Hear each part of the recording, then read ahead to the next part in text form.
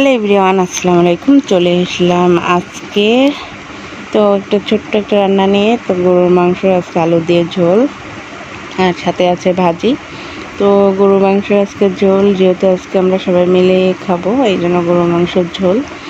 তো কী কোথাতেই দেখতেছেন একটু কমেন্ট করে জানাবেন যে আপনারা কোথা থেকে আমার ভিডিওটা দেখতেছেন।